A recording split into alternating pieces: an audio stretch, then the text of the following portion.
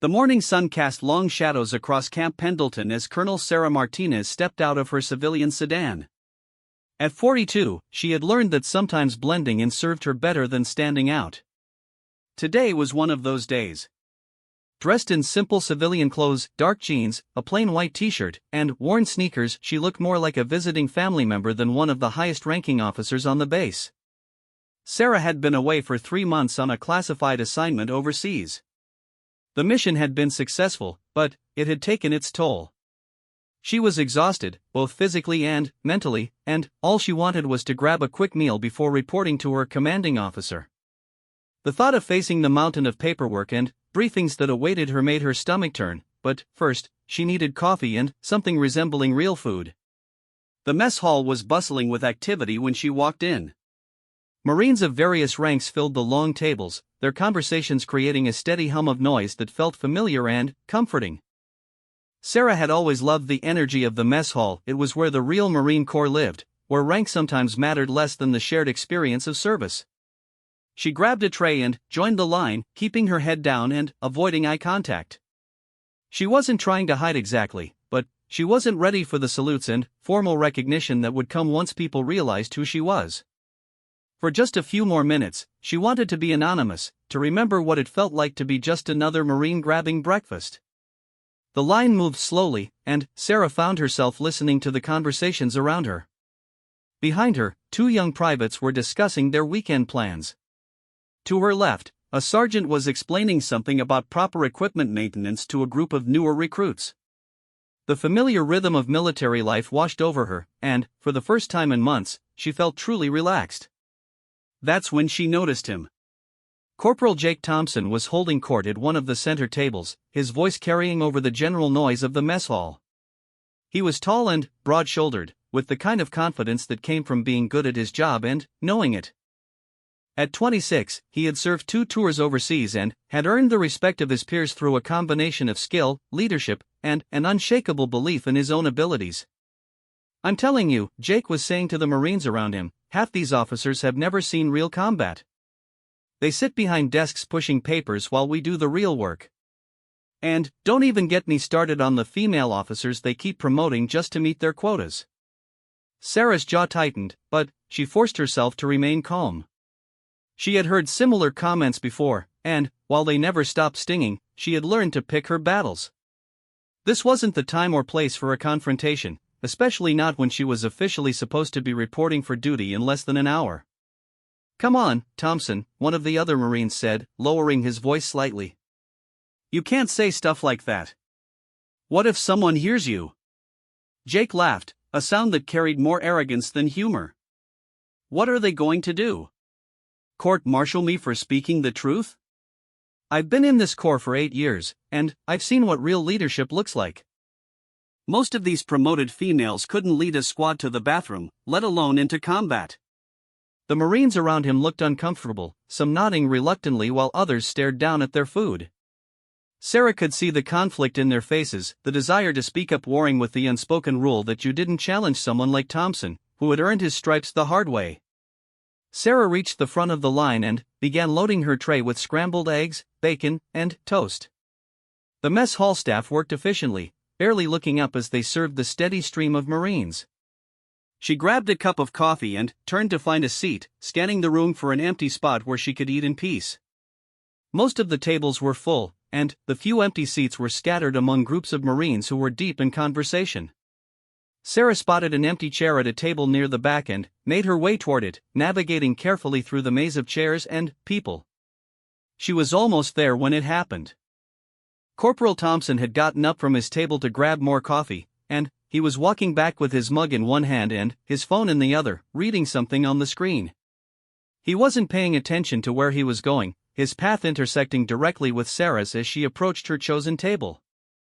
The collision was inevitable, but what happened next was entirely Thompson's choice. Sarah saw him coming and tried to step aside, but there wasn't enough room between the tables. Thompson looked up at the last second, saw a woman in civilian clothes in his path, and, instead of stepping aside or apologizing, he placed his free hand on her shoulder and pushed. It wasn't a gentle redirect or an accidental bump. It was a deliberate shove, the kind of casual dismissal that spoke volumes about how he viewed women in general and civilian women in particular. "Move it," he said, not bothering to look at her face as he pushed past. Sarah stumbled, her tray tilting dangerously as she fought to keep her balance. The coffee cup slid across the tray, spilling hot liquid onto her hand and sleeve. She managed to stay upright, but just barely, and the entire mess hall seemed to freeze for a moment as everyone processed what had just happened. The silence stretched for several heartbeats. Marines at nearby tables had witnessed the encounter, their expressions ranging from shock to embarrassment. A few started to rise from their seats, instinctively moving to help, but Sarah held up her uninjured hand to stop them. Thompson had continued to his table, apparently oblivious to the stir his actions had caused. He sat down heavily and took a sip of his coffee, resuming his conversation as if nothing had happened. "Did you see that?" whispered Private Rodriguez to his tablemate. "Thompson just pushed some lady." "She's probably somebody's wife," came the reply. "He's going to be in so much trouble if she reports it." But Sarah didn't move toward the exit or ask to speak to someone in charge. Instead, she carefully set her tray down on the nearest empty table and took a moment to assess the situation. Her hand throbbed where the hot coffee had splashed it, and her white t-shirt now bore a brown stain across the front. More importantly, though, she could feel the eyes of dozens of Marines watching her, waiting to see what she would do next. This was exactly the kind of situation she had hoped to avoid.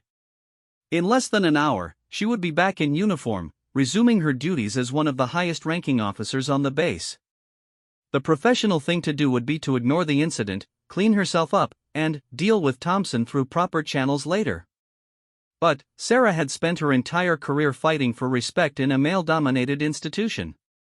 She had endured countless small humiliations and subtle dismissals, always taking the high road, always being the bigger person. And, in that moment, standing in the mess hall with coffee dripping from her sleeve and every eye in the room on her, she made a decision that would change everything. She was done being pushed around. Sarah walked calmly to the nearest restroom to clean up the coffee stain, her mind racing as she planned her next move. The burn on her hand was minor, but it served as a reminder of Thompson's casual disregard for her well-being. As she dabbed at the stain with paper towels, she could hear the conversations resuming in the mess hall, voices carefully lowered as Marines discussed what they had witnessed. When she returned to the mess hall, Thompson was still at his table, now regaling his audience with a story about a training exercise. He seemed completely unaware of the tension his actions had created, or simply didn't care.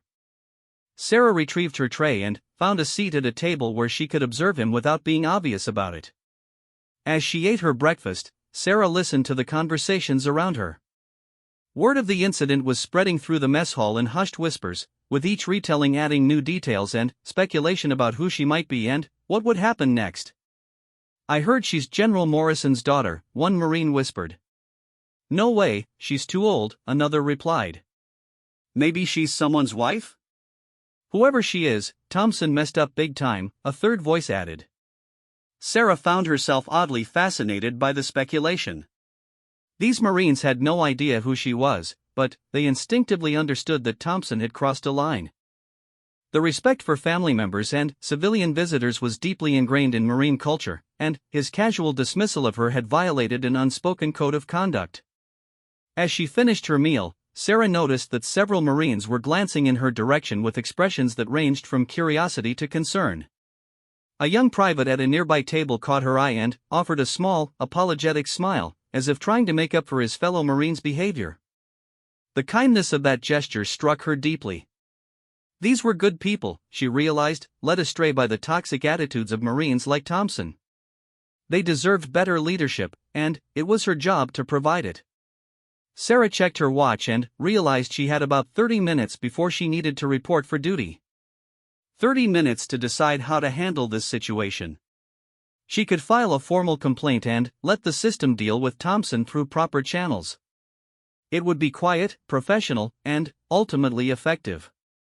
Or she could do something that would send a message not just to Thompson, but to every Marine in that mess hall about respect, leadership, and the true meaning of the core values they all claimed to uphold. As she sat there, Finishing the last of her coffee and watching Thompson continue his performance for his captive audience, Sarah Martinez made a decision that would be talked about on base for years to come. She was going to teach Corporal Thompson a lesson he would never forget. The plan formed slowly in her mind as she observed the dynamics of the mess hall. Thompson clearly saw himself as a leader among his peers, someone whose opinions carried weight and whose approval mattered.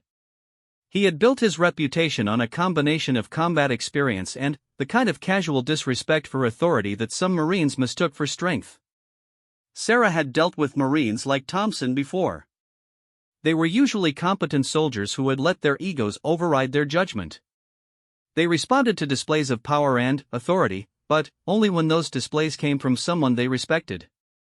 The challenge was earning that respect without relying solely on rank and position.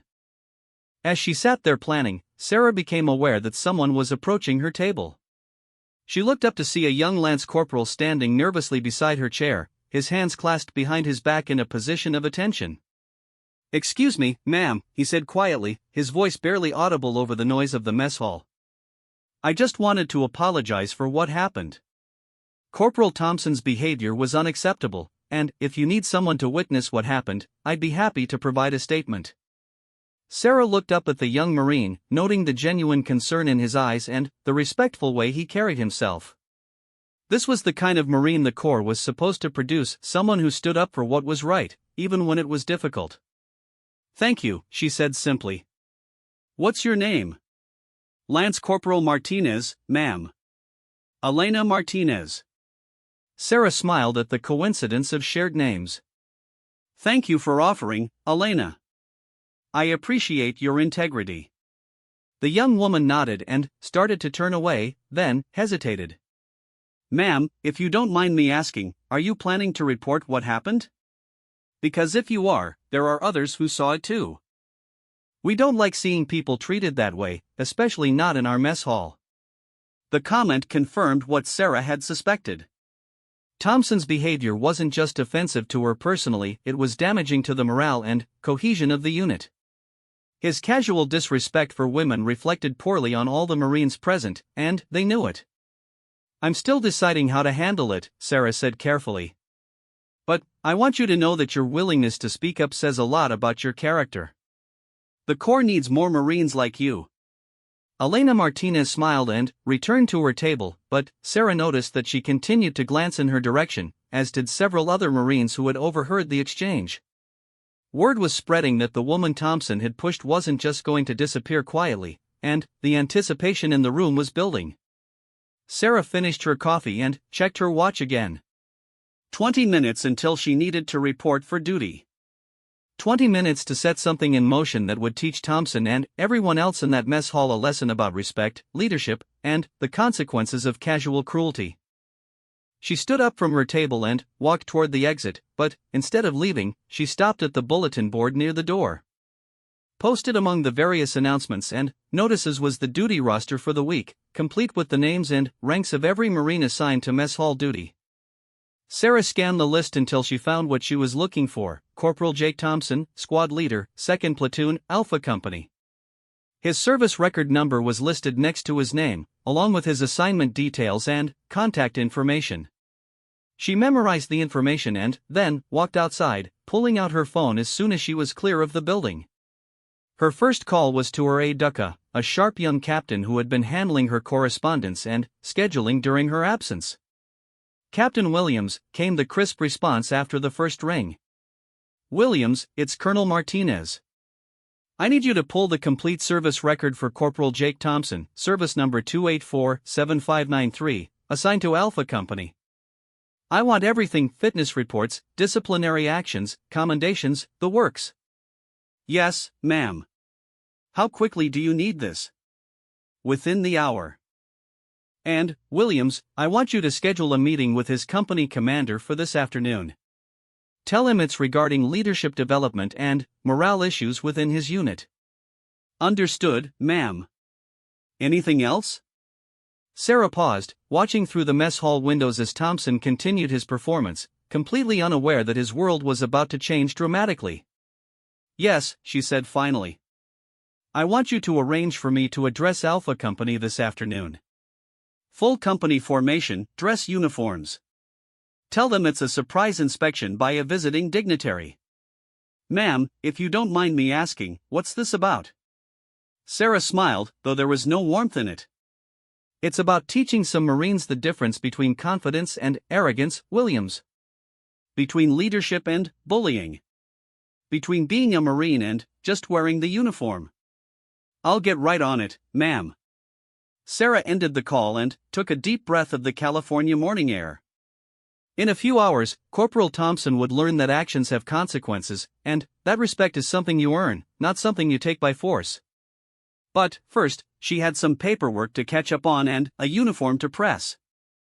After all, when you're about to make a point about military bearing and professional conduct, presentation matters. As she walked toward the administrative building, Sarah could already imagine the look on Thompson's face when he realized exactly who he had pushed in the mess hall. It was going to be a very educational day for everyone involved. The administrative building buzzed with its usual morning activity when Colonel Sarah Martinez walked through the front doors. Staff officers hurried past with folders and briefing materials, their polished boots clicking against the polished floors. The familiar sights and sounds of military bureaucracy surrounded her, but Sarah's mind was still focused on the incident in the mess hall and the lesson she was about to deliver.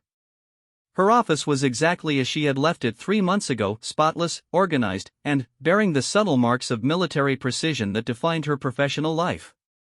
Awards and commendations lined one wall, while the other displayed photographs from various assignments and deployments. Her desk was clear except for a single folder containing her orders and a small American flag. Captain Williams knocked on her doorframe precisely 15 minutes after she had called him. Colonel Martinez, welcome back. I have the information you requested. Sarah gestured for him to enter and close the door. Williams was an exceptional aide, organized, discreet, and possessed of the kind of analytical mind that made him invaluable in situations requiring careful planning. She had specifically chosen him for this assignment because of his ability to think several steps ahead. What did you find on Corporal Thompson? Sarah asked, settling behind her desk. Williams opened a thick folder and began reading from the documents inside. Jake Thompson, 8 years of service, 2 combat deployments to Afghanistan. He's considered a competent squad leader with strong tactical skills. However, there are some concerning patterns in his record. Such as 3 documented incidents of insubordination toward female superiors, all resulting in counseling but no formal discipline. 2 complaints from junior Marines about inappropriate comments regarding women in combat roles. His fitness reports consistently note his technical proficiency but mention concerns about his attitude toward authority and his treatment of female personnel. Sarah nodded, unsurprised by the information. Thompson's behavior in the mess hall hadn't been an isolated incident, it was part of a pattern of disrespect that had been allowed to continue unchecked. What about his company commander? Captain Robert Chen, been in command for 8 months.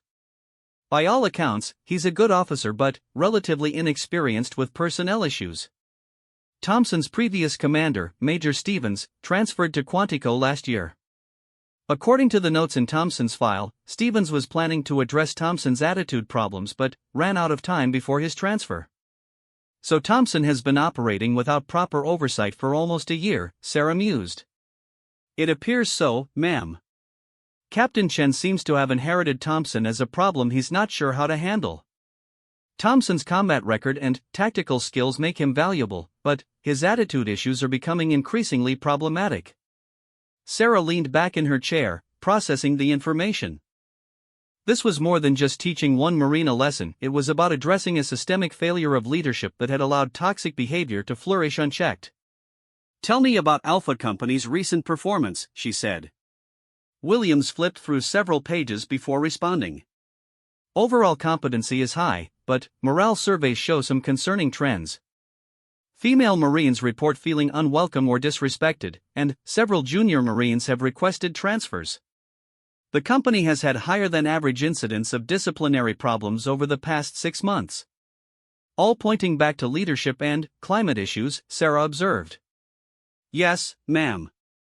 It appears that Marines like Thompson are setting the tone for the entire unit, and junior Marines are either adopting similar attitudes or becoming discouraged and requesting reassignment.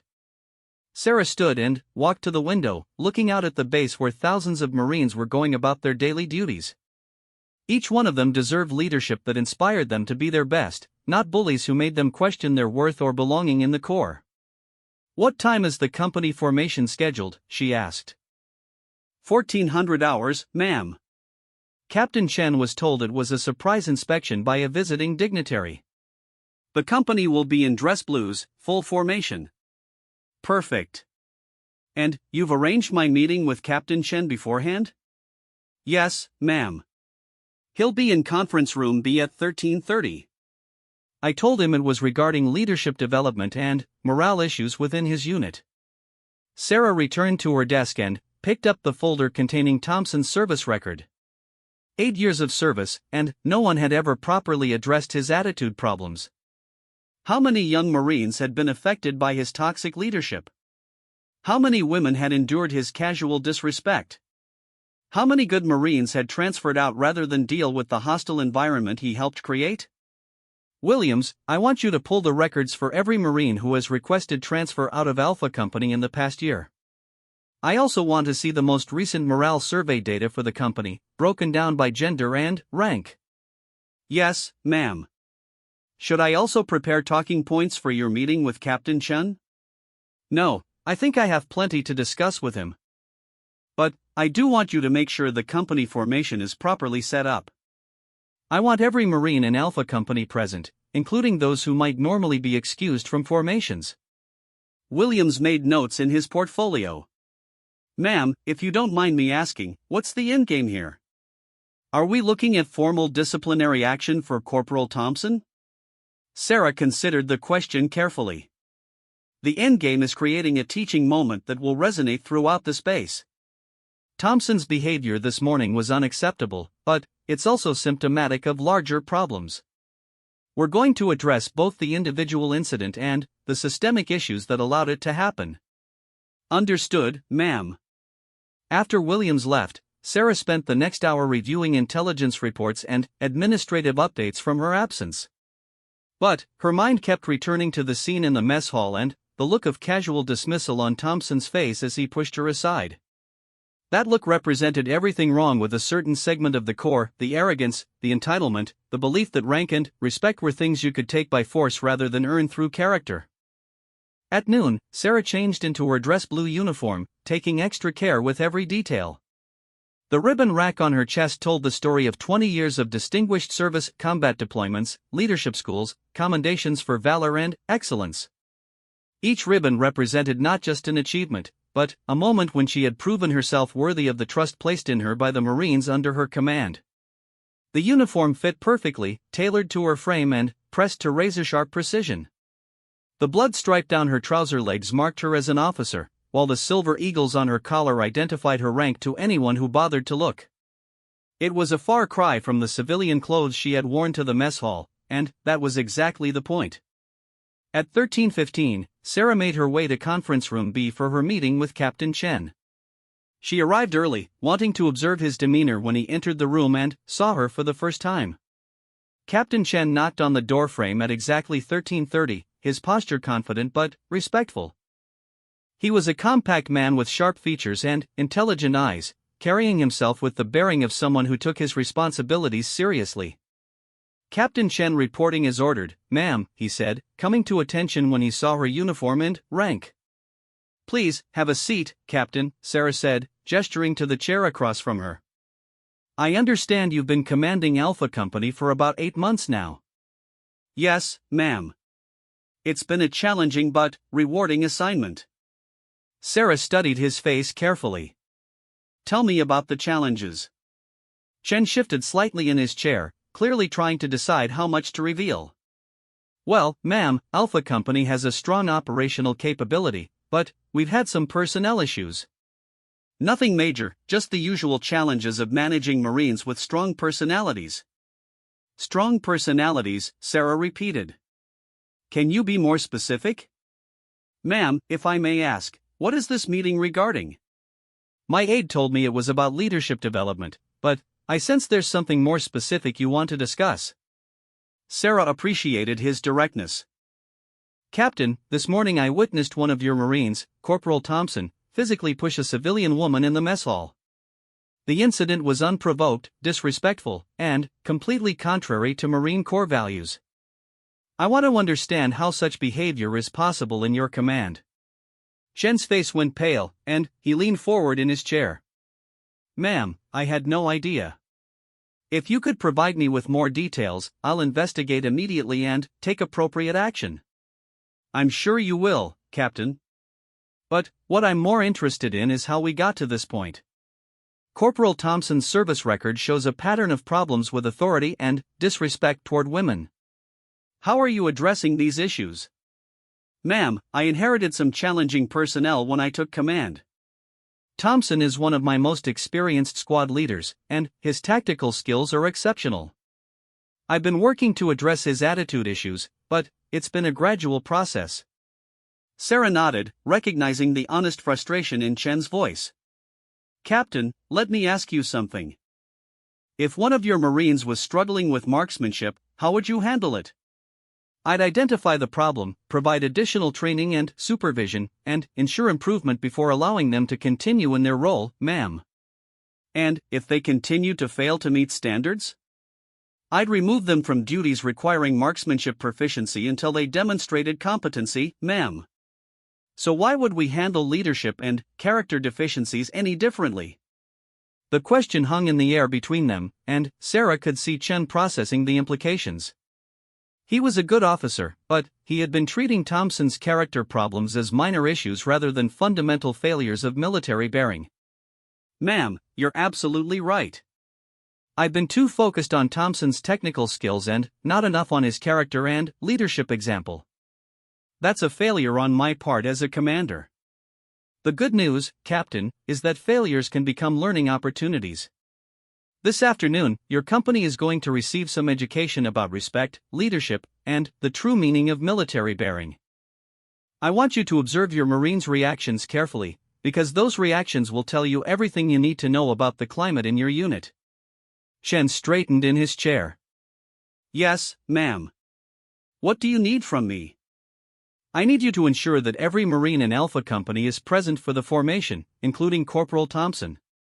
I also need you to be prepared to follow up on what happens today with concrete action to address the cultural issues in your command. Understood, ma'am. If I may ask, what exactly are you planning? Sarah smiled, though there was steel behind it. I'm planning to give your Marines a lesson they'll remember for the rest of their careers. Sometimes the most powerful teaching moments come from the most unexpected places. After Chen left, Sarah spent the remaining time before the formation reviewing her approach. She could simply have Thompson brought to her office and dealt with him privately, but that wouldn't address the broader issues at play. The Marines who had witnessed the incident in the mess hall needed to see that actions had consequences, and that leadership meant standing up for what was right even when it was difficult. At 1350, Sarah made her way to the parade ground where Alpha Company was forming up. From a distance, she could see the Marines arranging themselves in precise ranks, their dress blue uniforms creating a sea of navy fabric and polished brass. The sight stirred something deep in her chest, pride in the Corps, pride in these young men and women who had volunteered to serve their country. She positioned herself where she could observe the formation without being immediately noticed. Captain Chen was walking among the ranks, checking uniforms and ensuring proper alignment. The company first sergeant was calling out last-minute instructions, his voice carrying across the parade ground with practiced authority. And there, in the second rank, stood Corporal Thompson. He looked exactly as she remembered from the mess hall, tall, confident, and completely unaware that his world was about to change. He was chatting with the Marine next to him, apparently unconcerned about the surprise inspection they had been told to expect. Sarah checked her watch, 13:58.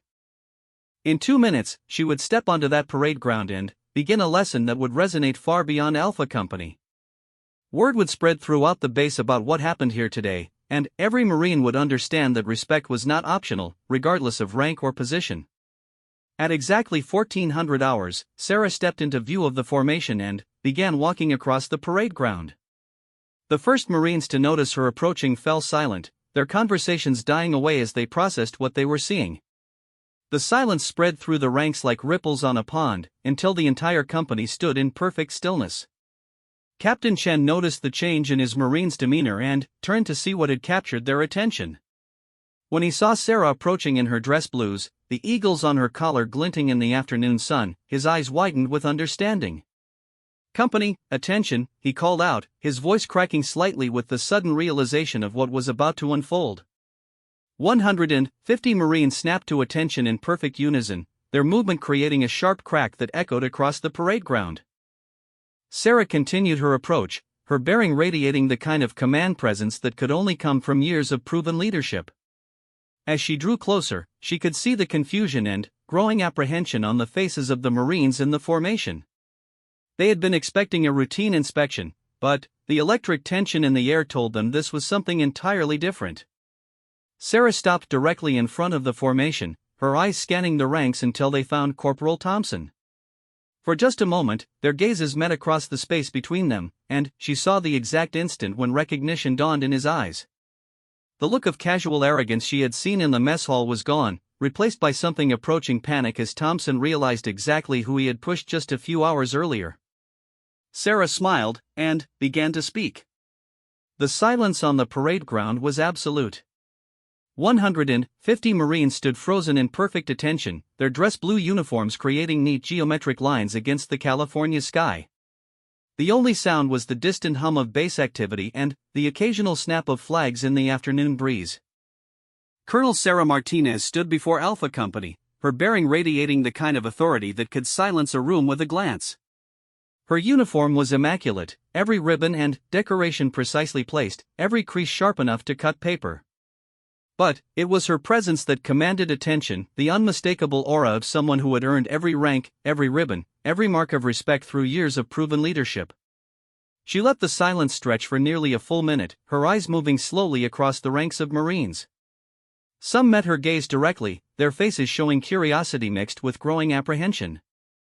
Others stared straight ahead, maintaining the rigid posture of attention while their minds raced to understand what was happening. And then, there was Corporal Thompson. Sarah could see him in the second rank, his previous confidence evaporated like morning mist. The casual arrogance that had allowed him to push a stranger in the mess hall had been replaced by something approaching terror as the full implications of his actions became clear. Sweat beaded on his forehead despite the cool afternoon air, and his hands trembled slightly at his sides.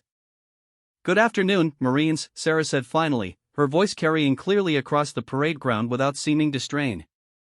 "I know you were expecting a routine inspection today, but sometimes the most important lessons come from unexpected places." She began walking slowly along the front rank, her eyes taking in each Marine individually. "This morning, I had an interesting experience in your mess hall.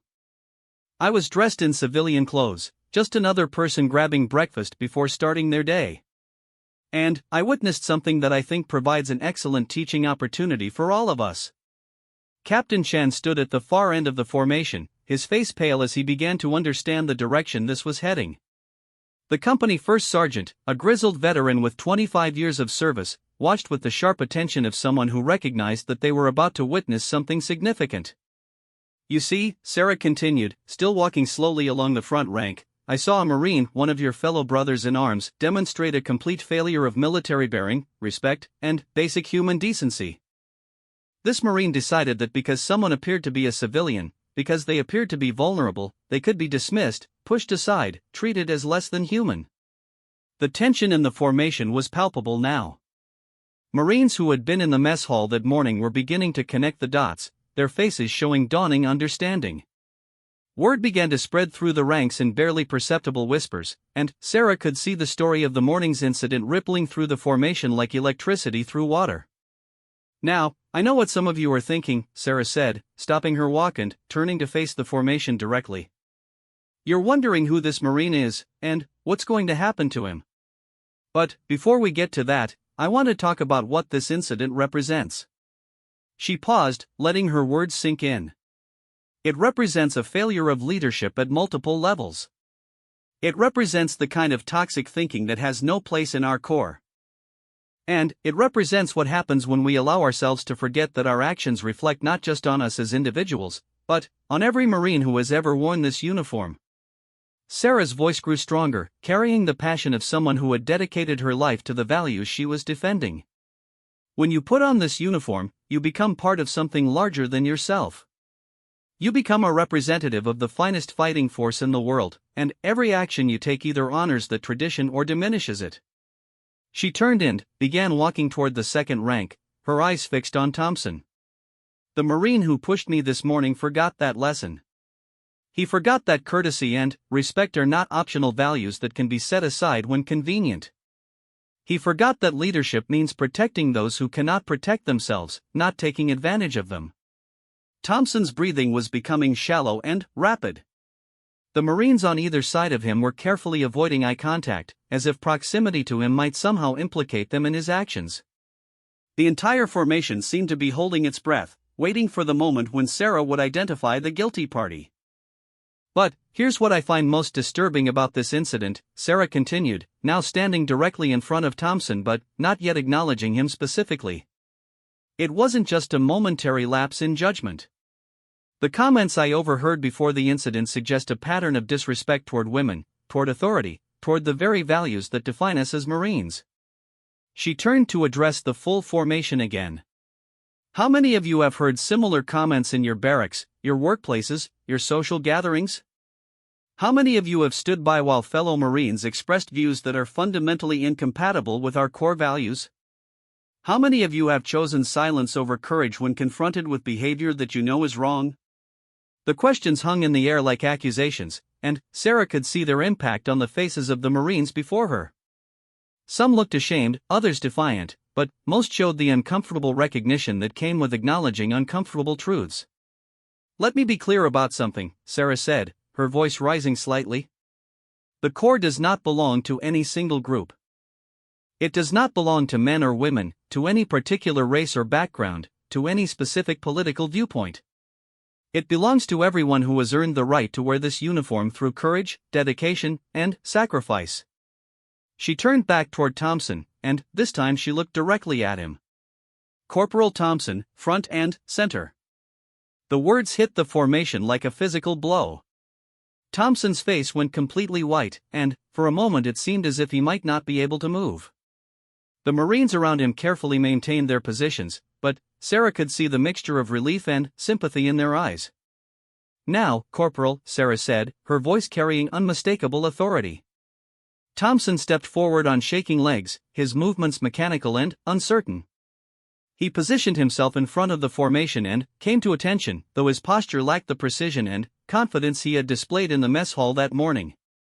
Corporal Thompson, Sarah said, walking around him in a slow circle, would you like to explain to your fellow Marines what happened in the mess hall this morning? Thompson's voice was barely audible when he spoke. Ma'am, I made a mistake. A mistake? Sarah repeated, stopping directly in front of him. Is that what you call deliberately pushing a woman who was simply trying to get breakfast? Is that what you call the casual disrespect and dismissal of another human being? No, ma'am, Thompson said, his voice cracking slightly. I was wrong. Completely wrong. And what about the comments you made about female officers? About women in combat roles? Were those also mistakes? Thompson seemed to shrink into himself. Ma'am, I said things I shouldn't have said. I was out of line. Sarah nodded slowly, then turned to address the formation. Corporal Thompson is correct. He was out of line. But the question we need to ask ourselves is how we got to this point. How did we create an environment where a Marine felt comfortable making such comments? How did we fail to address these attitudes before they led to this kind of behavior? Captain Chen stepped forward slightly, recognizing that his leadership was being called into question. Sarah noticed the movement and nodded toward him. Captain Chen, would you like to address your company about the leadership climate you've been fostering? Chen's face flushed, but he stepped forward with dignity. Ma'am, Colonel Martinez is absolutely right. I have failed as a commander by not addressing toxic attitudes in my unit. I allowed technical competence to overshadow character deficiencies, and that failure led directly to this incident. Sarah appreciated his honesty, but she wasn't finished with the broader lesson. Captain Chen's admission takes courage, and it demonstrates the kind of leadership we need to see more of. But this isn't just about one company or one commander. This is about all of us taking responsibility for the culture we create and maintain. She turned back to Thompson, who was still standing at attention but looking increasingly unsteady. Corporal Thompson, do you understand that your actions this morning were not just disrespectful to one person, but to every Marine in this formation? Do you understand that you dishonored the uniform and the Corps with your behavior? Yes, ma'am, Thompson whispered. And, do you understand that respect is not something that can be demanded or taken by force, but something that must be earned through character and conduct? Yes, ma'am. Sarah stepped back and addressed the formation again. I want everyone here to understand something clearly. The incident this morning was not an isolated event. It was the predictable result of toxic attitudes that have been allowed to fester unchecked. And every Marine who witnessed those attitudes and said nothing bears some responsibility for what happened. The weight of her words settled over the formation like a heavy blanket. Marines who had laughed at Thompson's comments or chosen to ignore them were now forced to confront their own complicity in creating the environment that led to this moment. But here's what I want you to remember most about today, Sarah continued, her voice taking on a more positive tone. This is an opportunity for all of us to do better. This is a chance to recommit ourselves to the values that make the Marine Corps special, and to hold ourselves and our fellow Marines to the highest standards of conduct. She walked back toward Thompson, who was still standing at rigid attention. Corporal Thompson, you will report to my office at 0800 tomorrow morning. We will discuss your future in the Marine Corps and the steps you need to take to redeem yourself. Is that clear? Yes, ma'am, Thompson said, relief evident in his voice that he wasn't being dismissed on the spot. But understand this, Sarah added, her voice taking on a harder edge. This is your one opportunity to demonstrate that you can change. If I see or hear of any similar behavior in the future, your career in the Marine Corps will be over. The Corps deserves Marines who embody our values, not those who merely wear our uniform. Thompson nodded vigorously, finally, understanding the full gravity of his situation. Sarah then turned to address Captain Chen. Captain, you and I will be meeting weekly for the next 6 months to discuss the leadership climate in your company and the specific steps you're taking to address cultural issues. I want to see measurable improvement in morale surveys, a reduction in transfer requests, and evidence that every Marine in your command feels valued and respected. Yes, ma'am, Chen replied. I welcome the opportunity to improve my leadership and my unit. Sarah took a step back and looked across the entire formation. Marines, what happened here today should serve as a reminder that our actions have consequences. Every choice you make either builds up the Corps or tears it down. Every word you speak either honors the Marines who came before us or dishonors their sacrifice. The afternoon sun was beginning to sink toward the horizon, casting long shadows across the parade ground. The formation had been standing at attention for nearly 30 minutes, but Sarah could see that every Marine was still focused on her words. I want you to remember something as you go back to your duties, she said. The strength of the Marine Corps doesn't come from our weapons or our tactics. It comes from our character, our integrity, and our commitment to treating every person with dignity and respect. When we lose sight of those values, we lose what makes us Marines. She paused for a moment, letting her final words sink in. Corporal Thompson, you are dismissed. Report to your barracks and reflect on what you've learned today. The rest of Alpha Company will remain in formation for additional instruction from Captain Chen. Thompson saluted with shaking hands and executed an about-face that was far from perfect. As he walked away from the formation, Sarah could see the weight of shame and embarrassment in his posture. But she also saw something else, the beginning of understanding that might, with proper guidance, lead to genuine change. The rest of Alpha Company remained at attention, waiting to see what would happen next. Sarah had delivered her primary lesson, but she knew that the real work of cultural change would require sustained effort from every leader in the chain of command. As she prepared to dismiss the formation and turn them over to Captain Chen, Sarah reflected on the morning's events and the afternoon's consequences. One moment of casual cruelty had become a teaching opportunity for an entire company, and, hopefully for the broader base community as word of this incident spread. But the real test would come in the days and weeks ahead, as these Marines returned to their daily duties and faced the choice between falling back into old patterns or embracing the higher standards that had been set for them today. Sarah was confident that most of them would choose correctly, but she also knew that vigilance would be required to ensure that the lessons of this day were not forgotten. Change was never easy, especially in an institution as steeped in tradition as the Marine Corps, but it was absolutely necessary if they were going to remain true to their core values. The afternoon breeze picked up slightly, causing the flags to snap more sharply in the distance. It seemed to Sarah like a fitting backdrop for a day that had been about recommitting to the principles that those flags represented: honor, courage, and commitment, not just as words, but as the foundation for every action and decision. The real work was just beginning, but today had been a powerful first step toward creating the kind of culture that every Marine deserved to serve in. 3 weeks had passed since the incident on the parade ground, and Camp Pendleton buzzed with the kind of energy that follows significant change. Word of Colonel Martinez's confrontation with Corporal Thompson had spread throughout the base like wildfire, carried by Marines who had witnessed the formation and others who had heard the story secondhand. Each retelling added new details and perspectives, but the core message remained consistent: actions have consequences, and respect is not optional. Colonel Sarah Martinez sat in her office, reviewing the weekly reports that Captain Chen had been submitting as part of their ongoing leadership development process.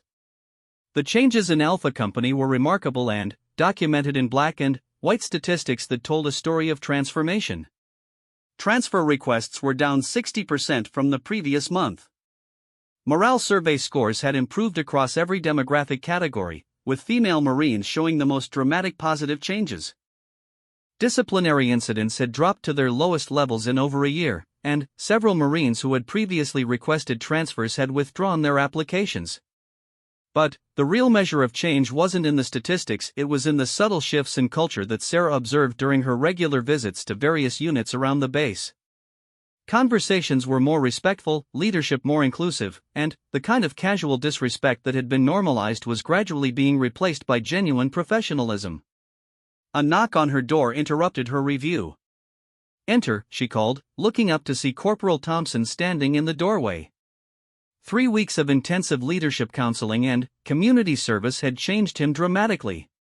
Gone was the swagger and arrogance that had defined his previous bearing. In its place was something approaching humility, mixed with a determination that suggested genuine growth rather than mere compliance. "Ma'am, Corporal Thompson reporting as ordered," he said, executing a perfect salute. "Have a seat, Corporal," Sarah said, gesturing to the chair across from her desk. "How are you feeling about your progress over the past 3 weeks?" Thompson sat carefully, maintaining proper posture while his eyes showed a mixture of respect and lingering apprehension. "Ma'am, I've learned more about leadership and respect in the past 3 weeks than I had in my previous 8 years of service. The community service at the women's shelter has been particularly eye-opening." Sarah nodded. The community service hadn't been intended as punishment, but as education. Thompson had been spending 20 hours a week at a local shelter for domestic violence survivors, helping with maintenance tasks and seeing firsthand the impact of male aggression and disrespect on women's lives.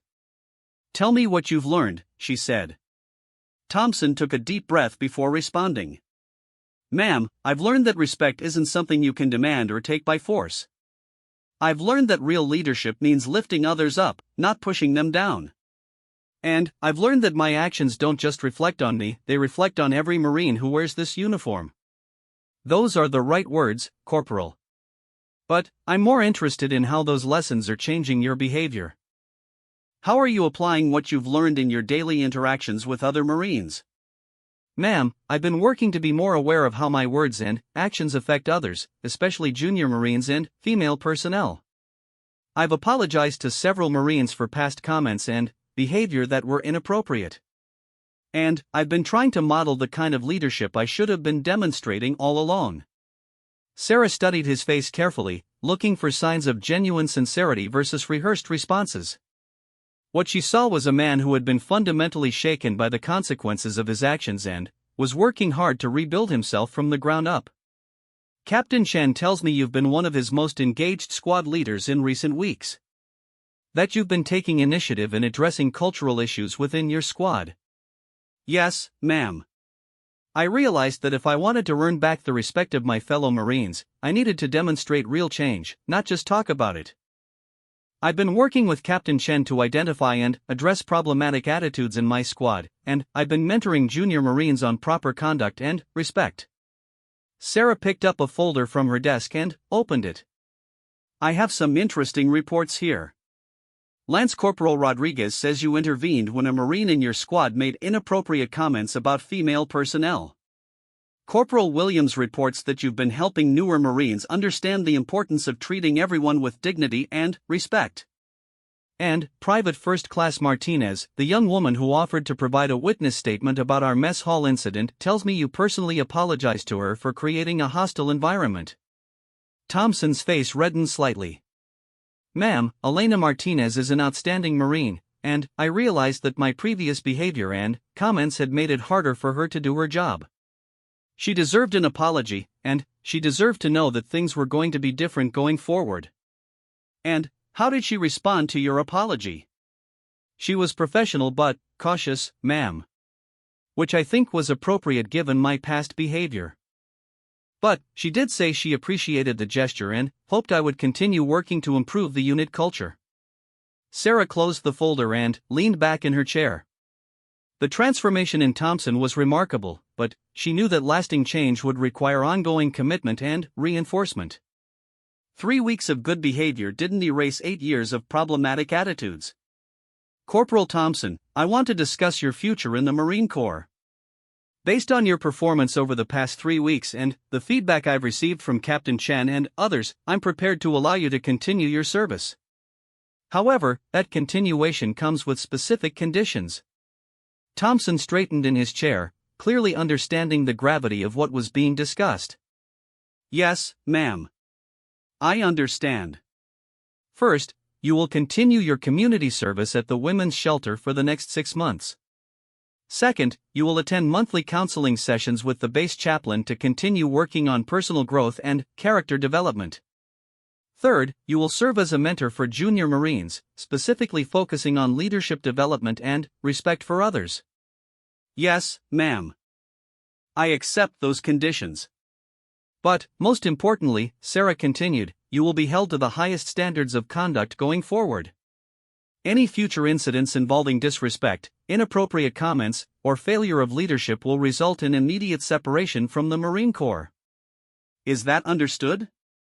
Completely understood, ma'am. I won't let you down, and I won't let the Corps down. Sarah studied him for a long moment, then nodded. I believe you mean that, Corporal. But remember that good intentions are only valuable if they're backed up by consistent action. The real test of your commitment will come in the months and years ahead, when the intensity of this experience fades and you're faced with daily choices about how to treat others. I understand, ma'am.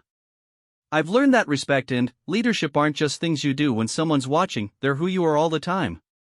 After Thompson left, Sarah walked to her window and looked out at the base where thousands of Marines were going about their daily duties. The story of Thompson's transformation was already spreading, just as the story of his initial misconduct had spread weeks earlier. But, this time, the message was one of redemption and growth rather than failure and consequences. Captain Chen had embraced his role in the change process with remarkable energy and creativity.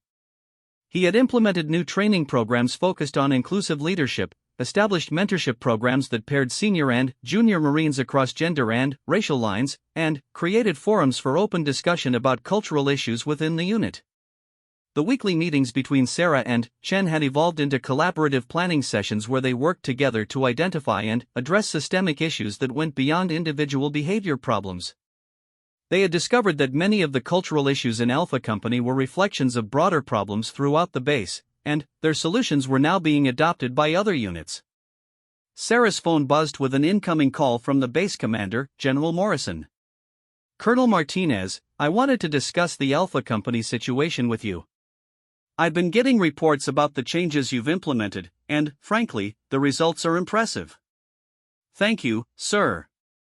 Captain Shan and his Marines deserve most of the credit for embracing the change process. I'm hearing similar praise for your approach from other unit commanders.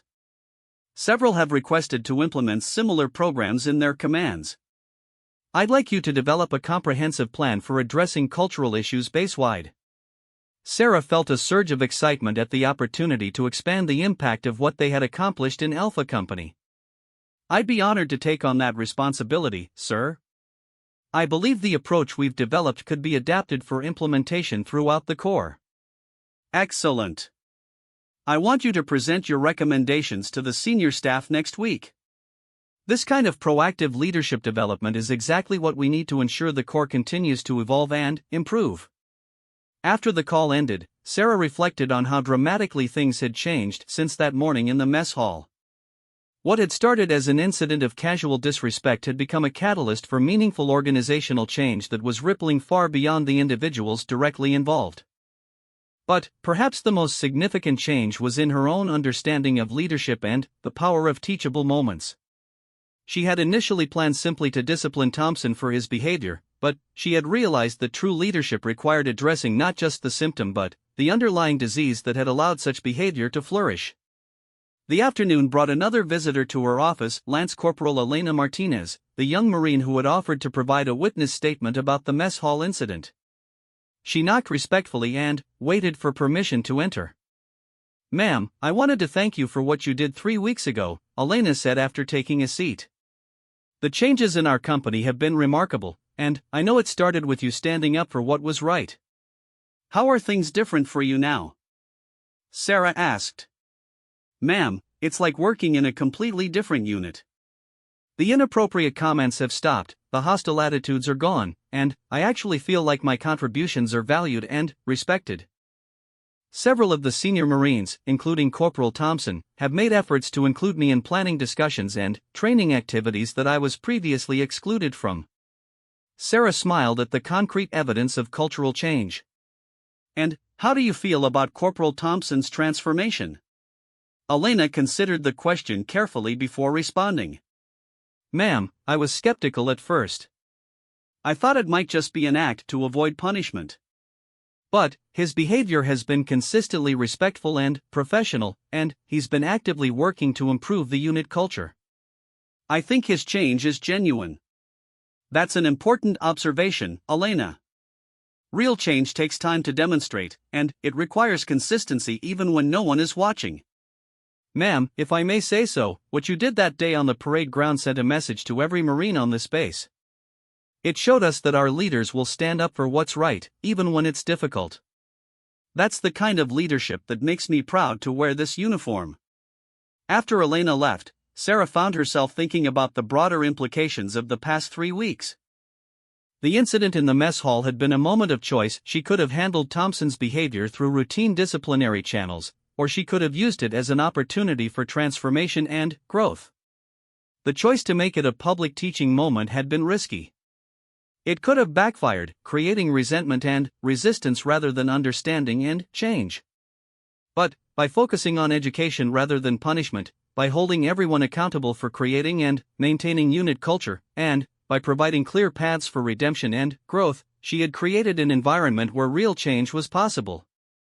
As the sun set over Camp Pendleton, Sarah reviewed the latest morale survey results that had just arrived on her desk. The numbers told a story of dramatic improvement, but, more importantly, the written comments from Marines throughout the base indicated that the lessons of Alpha Company were spreading organically to other units. One comment in particular stood out: "The leadership on this base has shown that they care more about our character than our rank, and more about our future than our past mistakes. That's the kind of Marine Corps I want to be part of." Sarah closed the report and looked at the photograph on her wall showing Marines from various deployments and assignments throughout her career. Each face represented a life that had been entrusted to her care, a person who had looked to her for leadership, guidance, and protection. The incident with Corporal Thompson had reminded her of the profound responsibility that came with wearing the eagles on her collar. Every decision she made rippled through the lives of the Marines under her command, influencing not just their immediate circumstances but their long-term development as leaders and human beings.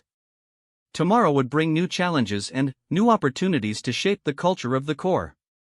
There would be other Marines who needed guidance, other situations that required careful handling, other moments where the choice between easy and right would define the character of the organization. But tonight, as she prepared to leave her office and head home, Colonel Sarah Martinez felt a deep satisfaction in knowing that she had used her authority and influence to make the Marine Corps a better place for everyone who served. The young woman who had been pushed in the mess hall 3 weeks ago had become the catalyst for change that would benefit countless Marines for years to come. And, perhaps most importantly, she had demonstrated that leadership wasn't about demanding respect through fear or intimidation, it was about earning respect through character, consistency, and an unwavering commitment to doing what was right, even when it was difficult. The Marine Corps would continue to face challenges as society evolved and new generations of Marines brought different perspectives and expectations to the service. But, if leaders at every level remained committed to the core values of honor, courage, and commitment, and if they had the courage to address problems directly and compassionately, the Corps would continue to be the elite fighting force that America needed and deserved. As Sarah walked across the darkening base toward her car, she could hear the sounds of Marines conducting evening activities, physical training, equipment maintenance, and the informal interactions that built the bonds of brotherhood and sisterhood that made the Corps special. Tomorrow, those same Marines would face new challenges and opportunities to demonstrate their commitment to the values they had sworn to uphold. And Sarah Martinez would be there to guide them, just as she had been guided by the leaders who came before her, in an unbroken chain of service that stretched back to the founding of the Corps and would continue long after her own service was complete.